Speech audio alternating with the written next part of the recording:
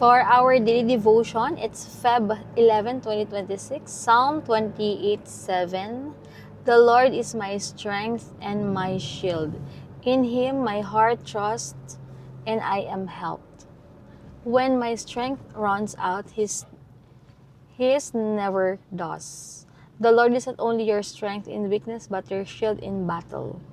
When your heart chooses to trust Him, He shows up with help, hope, and protection. Totoo to guys, kasi dati, pag may mga problema ako, sobrang, ako lang, parang, paano to, daming panic sa isip ko, paano to, paano ganyan, ano nang Hindi niya ako gagawin, ganyan. Sino? Ako. Ayan. Hindi Like, ako he's ni-involve. driving eh. Hindi. You're driving eh, sino?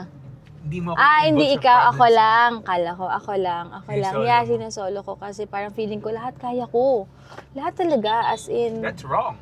I know. So ngayon, na ano ko siya, nakita ko yung difference ng sinusurrender ko kay God everything, lahat ng problema ko na parang, kaya nagtataka yung iba na parang, ba't wala itong problema? Akala nila parang hindi ko siya iniisip, parang wala lang. Tapos sa live, sinasabi pa nila, ang blooming mo lagi, may mga ganun.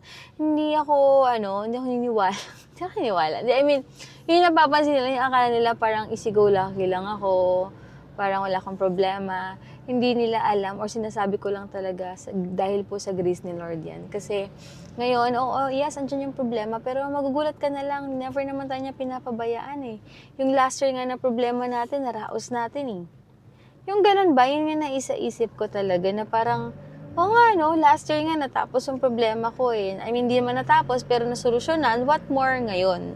So, kapag talaga sinurrender mo kay God na, Lord, parang sobrang limited ko, hindi ko na alam yung gagawin ko, ano po ba, ganito, ganyan. Iba yung peace na maramdaman mo.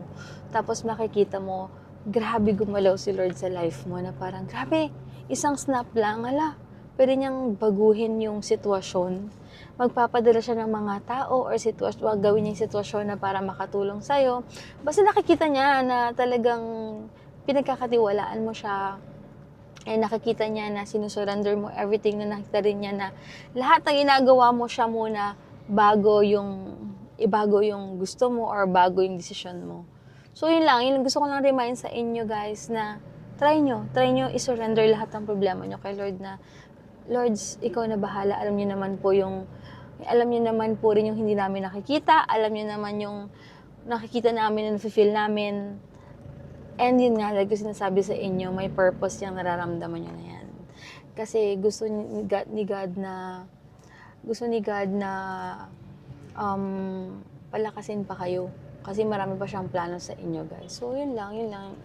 Ang gusto ko lang i-remind, and I pray na lahat ng problema natin, isurrender natin kay Lord at paunti-unti, guys. Hindi naman matatapos kasi hindi naman matatapos yung problema, but I pray na makayanan nyo rin guys na i-surrender everything kay Lord, lahat guys. So yun, and I'm so happy lang din kasi ang daming bagay na nangyayari na grabe si Lord magpalit ng mga bagay-bagay basta alam niyang maayos yung or malinis yung intention mo sa lahat at talagang sinusurrender mo everything, gumagawa ka lang ng mabuti. So yun lang.